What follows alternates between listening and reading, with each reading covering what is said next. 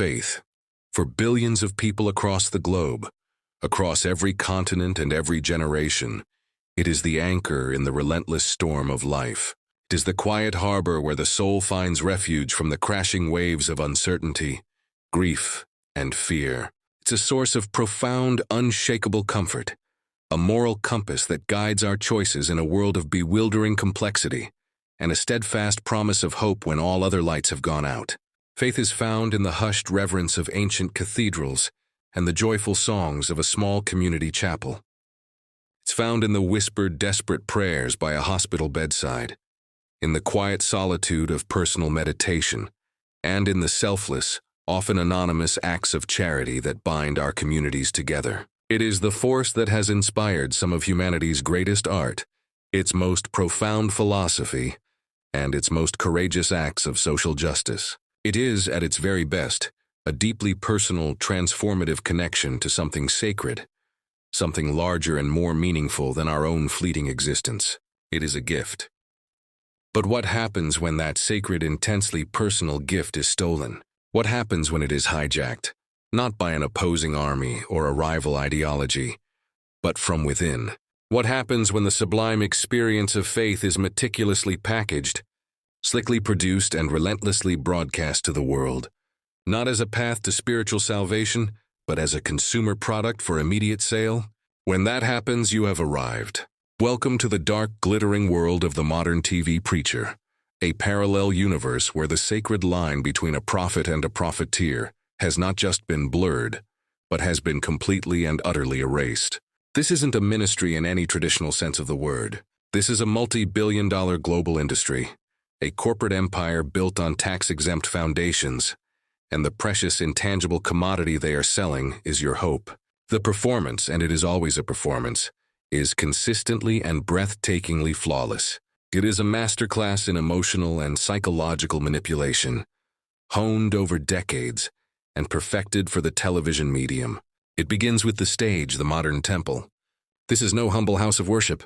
It is a dazzling, multi-million-dollar set that looks less like a church and more like the soundstage for a primetime game show or a Las Vegas residency.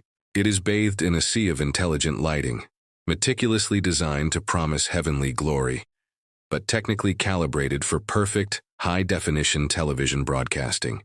Then the star of the show makes his entrance. The preacher, a figure of immense, almost supernatural charisma, takes the stage. He is a master of his craft, speaking with a voice that can shift in an instant from the comforting, intimate whisper of a trusted confidant to the thundering, righteous roar of an Old Testament prophet. He speaks of love, of grace, of forgiveness, of miracles. He tells stories that bring tears to the eyes and hope to the heart. But if you listen closely, if you filter out the emotional crescendo and the dramatic pauses, you will begin to hear a different language, subtly, insidiously creeping in. It is the cold, hard language of the marketplace. They speak of sowing a seed. They implore you to unlock your blessing. They promise a divine breakthrough, and most importantly, a 100-fold return on your investment. This is the dark beating heart of the entire operation, the theological invention known as the prosperity gospel. It is perhaps one of the most cynical and spiritually bankrupt ideas ever conceived. It systematically reframes God, the all-powerful, all-loving creator of the universe, not as a figure of unconditional love and infinite grace, but as a cosmic vending machine or a celestial stockbroker. The theology is simple and seductive. If you insert enough money, which they call a seed of faith, then God is not just likely to, but is contractually obligated to dispense blessings. And those blessings are not spiritual peace or wisdom. They are material wealth, perfect health, and worldly success. In this twisted framework, poverty is no longer a complex societal problem rooted in economics and inequality. It becomes a personal spiritual failure, a sign of a weak faith. Sickness is no longer a biological reality that can affect anyone. It is a punishment, a clear sign of insufficient faith, or more conveniently, an insufficient donation. And this cynical transaction brings me to a crucial question, a moral dilemma that I genuinely want you to help me unpack in the comments below. It's something I have struggled to understand for a very long time. When a deeply vulnerable person, Someone battling a terminal illness, someone buried under a mountain of debt, a lonely elderly person, a desperate parent, gives their last $100 to a smiling preacher on a screen who promises a divine miracle in return. Who bears the greater moral responsibility? Is it the preacher, the charismatic salesman who makes the impossible promise with a straight face? Or is it the vast, unregulated system, the media networks that sell them airtime, the politicians who protect their tax-exempt status, the society that looks the other way, that allows them to operate with near-total impunity? I truly want to know what you think, because this seed, this act of giving, is the precise moment where the ministry officially ends and the sophisticated high-volume business model begins. They are not merely asking for a charitable donation to support a church. They are actively, knowingly selling you a divine lottery ticket, a ticket to a game that is rigged from the start. And in this sacred lottery, the only one who is ever guaranteed to win, every single time, is the person on the stage selling the tickets. Welcome back. So the crucial question is, where does all that seed money actually go?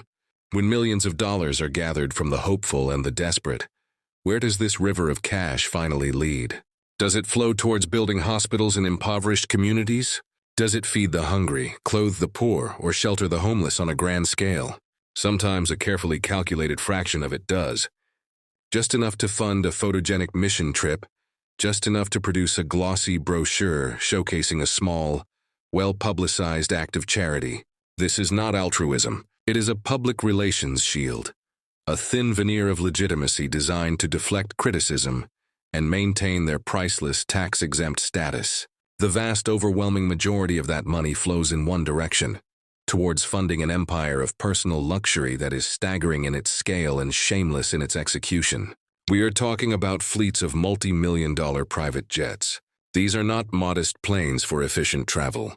They are flying palaces, often justified with the truly bizarre claim that they cannot be expected to fly on commercial airlines and risk being in a tube full of demons.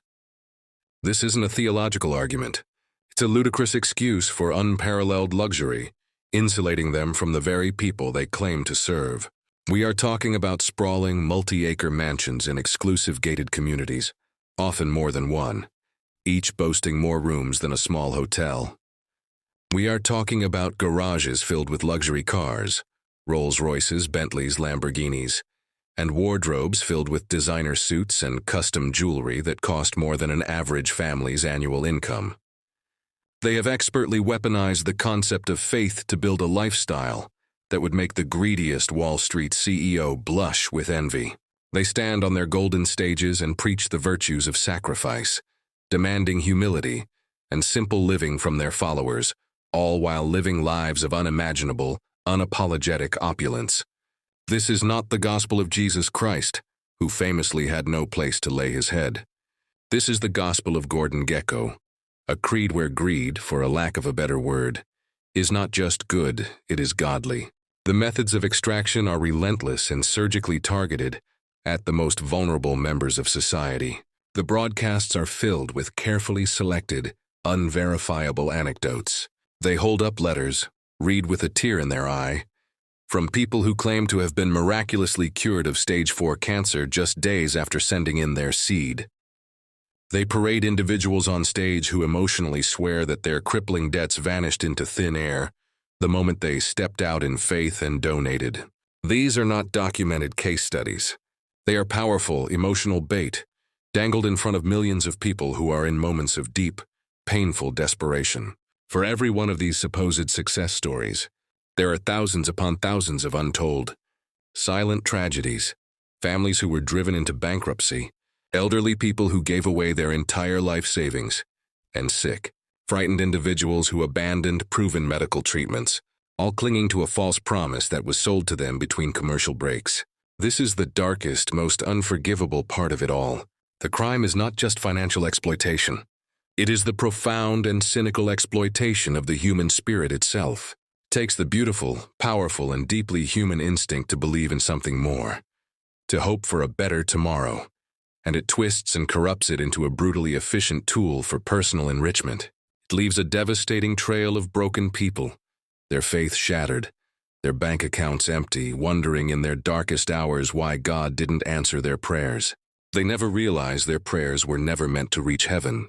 They were intercepted by a call center, screened for financial viability, and processed by a credit card machine.